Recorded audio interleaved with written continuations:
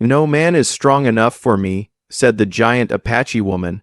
Until she met the cowboy, the land stretched wide, breathless, and brown beneath a sky pale as old linen. Wind moved slow, dragging dust across the dead grass. Nothing grew here that didn't fight for it. The morning sun hadn't yet warmed the bones of the earth, and the silence held like a prayer before a funeral. A broken fence line creaked in the breeze. Somewhere far off, a hawk circled, waiting for death or weakness. That's when the cowboy rode in alone, slouched in the saddle like someone who'd stopped caring how he looked, or who saw him. His name was Caleb. His boots were cracked, his eyes darker than storm soil. He wasn't young, not anymore. Life had sanded him down like riverstone, quiet, rough, and hard to move. He hadn't meant to stop, just needed water, a place to piss. But what he found near the edge of that abandoned cattle station made him freeze. A horse was tied to a post, untended, dust-caked, and nervous, and lying in the shade of the windmill, half wrapped in a rough wool blanket, was a woman. No, not just a woman. A mountain of one, 6 feet easy, thick-armed, wide, shouldered, legs like carved red cedar. Her skin was sun-browned and scarred. Black hair, unbrushed, knotted, eyes closed, not asleep, passed out. A jug lay beside her, empty. He dismounted slowly, eyes narrowed. There was blood on her knuckles, a bruise flowering on her jaw, but her hands were still curled like they wanted to fight. She looked like something that had fought wolves and maybe won. He crouched, watching, waiting for a breath. Then she groaned deep, low, like the earth shifting underfoot. Her eyelids fluttered. When they opened, her stare locked on him. Mistrust, rage, but behind that, something else. Defeat. He didn't speak, just pulled a canteen from his saddle, set it down within reach. She didn't the ipsis thank him, but her cracked lips reached for the water. And in that quiet, dusty morning, under the broken ribs of a dying windmill, 2 ghosts looked at each other for the first time. She didn't speak. Not even after drinking half the canteen in 3 deep, shuddering gulps. Just lay there with the water dripping down her chin, hands trembling faintly, as if the weight of her own body was too much now. Caleb stayed crouched a few feet away, hat low, arms resting on his knees. He didn't press her, didn't ask questions, just watched her like a man staring into a mirror that didn't belong to him. She had bite marks on her shoulder, a split lip, 1 boot missing, and that faraway look in her eyes like she'd been somewhere worse than hell and was still dragging back pieces of herself. Something in him twisted. He'd seen that look before on a woman long ago. His sister June, after the sheriff brought her back half-naked and silent from the edge of the river. Hands full of reeds and blood. She never spoke again. Not really. Just drifted through the house like smoke until one morning she didn't wake. He blinked, jaw tight. That was 15 years back. But the feeling, that helpless ache, came roaring like it never left. The woman shifted, flinched as if every inch of her skin was cracked. Caleb moved closer, slow, like approaching a wounded animal. "You got a name?" He asked. Silence. She turned her face away, not with shame, with warning, as if to say, "Don't get close." "I break things." His fingers tightened around his belt. He should go. Leave her water, ride on.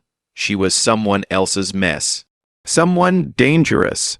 Maybe the kind that brings blood to your doorstep and then disappears before dawn. But that horse was branded, fresh marks. Someone owned it. Someone left her here, bruised, bleeding, and half dead like trash in the desert. He stood and looked out across the fall. That's no dust trails, no voices, just the wind whispering low, like it knew better than to speak too loud. He could feel it. Coming, the trouble like a storm still far off, but already rolling under his ribs. Still he turned back, went to his saddle bag and pulled out a tin of beans and an old quilt, walked over, set them beside her. She didn't lift her head, but one hand twitched toward the warmth. "I'll stay till morning," he muttered, more to himself than her. She didn't answer, but in the fading light, she didn't push the food away either. By the second day, she still hadn't said a word, but she hadn't tried to leave either. Caleb watched her carefully. noticed how her eyes scanned the horizon like she was counting the seconds until someone came. Her body, though bruised and sluggish, was built like a fighter's, muscle earned, not gifted. She moved stiff but deliberate like she'd been trained or had to learn the hard way.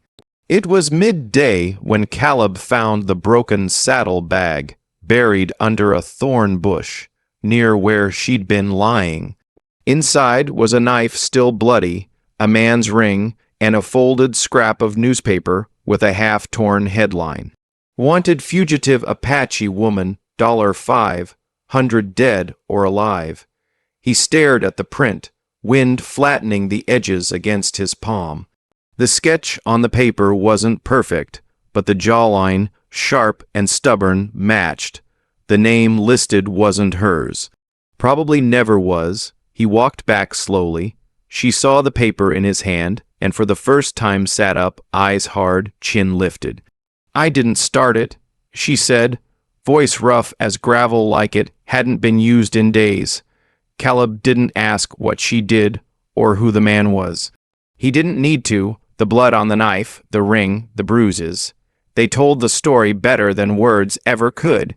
Later that evening, he was lighting a small fire when the ground began to tremble just faintly. Hoof-beat hats. He stood, listened. 2 riders, maybe 3. They didn't belong to this land, not by the way their horses stomped and panted too fast, too loud. He saw the glint of metal far off near the ridge. Rifles. They weren't locals. Bounty hunters, maybe. Or worse, men sent to drag her back to whatever hell she ran from. She stayed low near the rocks, shoulders tense, breath shallow. "If they see me, they'll shoot first," she whispered, ask later. Caleb cursed under his breath. He hadn't planned on trouble, just grain just passing through. Now here he was with a woman wanted for murder, hunted like an animal, shaking beside his fire. He kicked dirt over the flames fast, grabbed his rifle.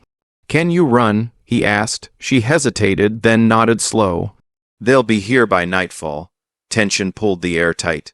Caleb didn't know her real name, didn't know the truth, but he knew the look in her eyes. Someone who'd fought to survive only to be hunted for it. He'd seen it in mirrors. Now he saw it in her, and like it or not, he was in it now. They didn't run. Not yet.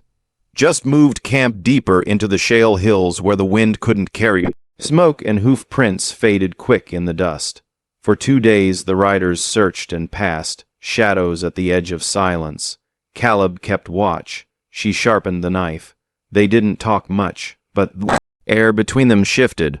One morning, before the sun crested the ridge, she stood behind him and watched him clean his rifle. He felt her eyes. Without speaking, he handed it to her. She waited. Like it belonged to her bones. No question in her fingers, just quiet knowledge. Still, he showed her how to brace the shoulder, how to breathe between beats of the heart.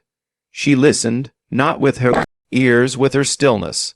Later, she taught him how to cook rabbit with dessert herbs that didn't look like much, but turned the meat sweet. He watched her hands steady now. At night, they sat by a low fire, backs to the rocks, close but not touching the sky above them, bruised purple stars beginning to show. "You married?" she asked, once eyes now, but meeting his no. Caleb said, "Ever wanted to be?" He thought for a long while. Once, she nodded. That was enough. In the flicker of the fire, he saw the long scar across her left shoulder. Old, deep, a memory carved into flesh. Who did that? "My uncle," she said, "when I was 13. He was drunk and mad.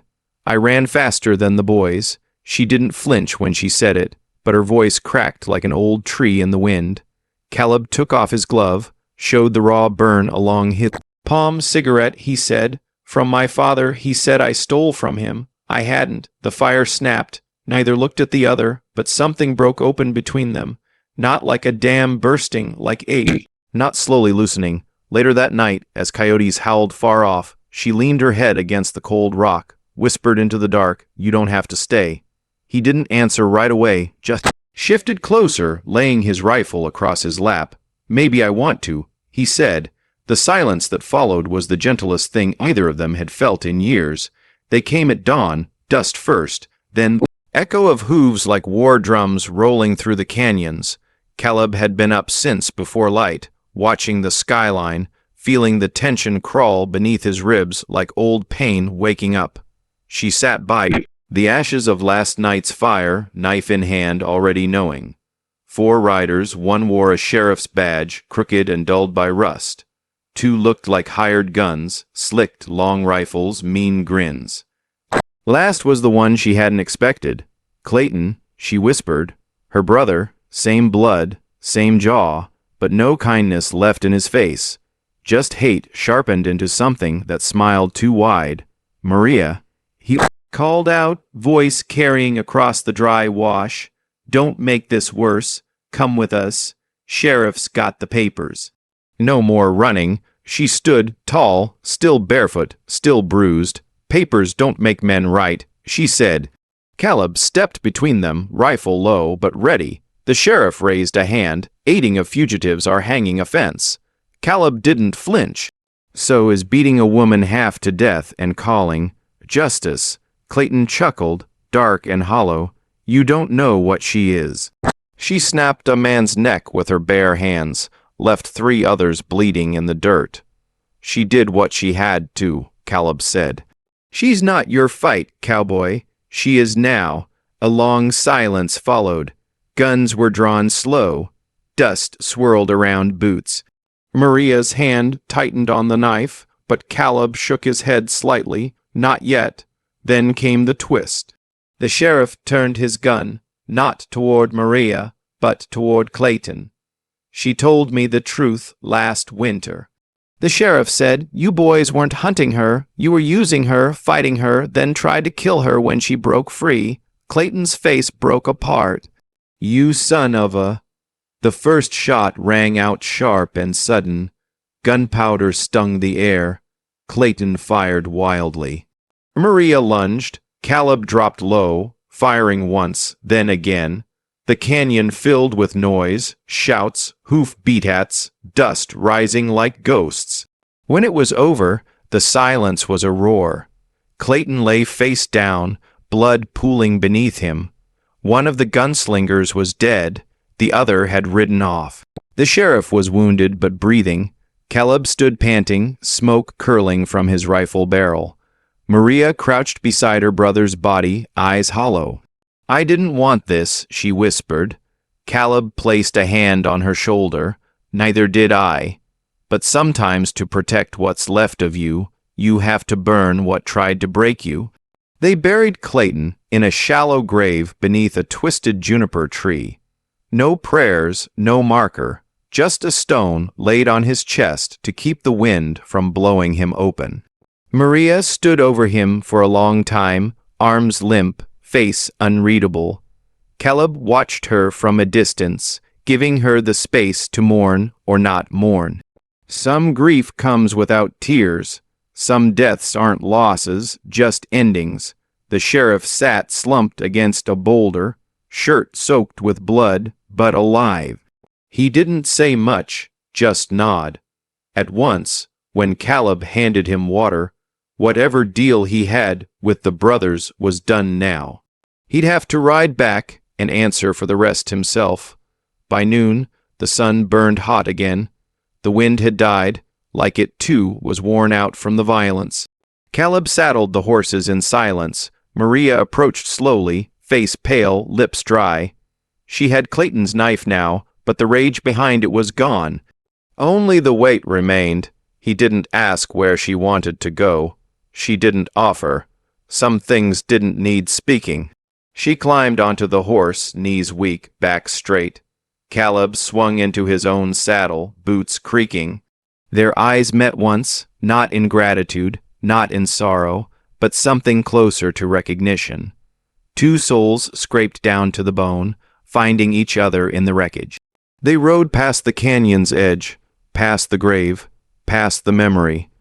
The land rolled on wide and unforgiving, but ahead there was sky, horizon, maybe even something like peace.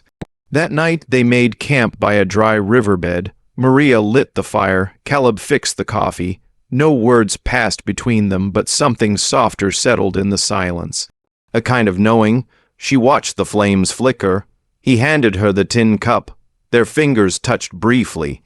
She didn't pull away, and in that stillness, with no threats left chasing them, no names spoken, no promises made, something small and human took root between the two of them. Not love, not yet, but maybe the beginning of it. A year passed like wind through tall grass. Quietly, without asking permission, the town of Marrow Ridge had changed little. But the small ranch 5 miles east had new fences, mended roofs, and 2 horses always saddled by morning. Caleb worked the land with quiet rhythm. Maria built things, not just fences, but chicken coops, a smokehouse, even a small corral where wild horses learned not all humans brought pain. They didn't speak much of what came before. Some nights Caleb would wake to the sound of her breath caught in her throat. Other times she'd find him staring at nothing, coffee cold in his hands, remembering a fire he wouldn't put out. But they stayed, and that somehow was everything. Sometimes Maria would ride out alone at dusk to the twisted juniper where her brother lay. She'd sit in silence, place a stone or a flower, then ride back with her jaw set and her shoulders steady. One evening after supper, she placed a rifle above the fireplace, her own, the one she'd once kept beneath her bed. Caleb raised an eyebrow. "Not going to need it here," she said softly. He nodded.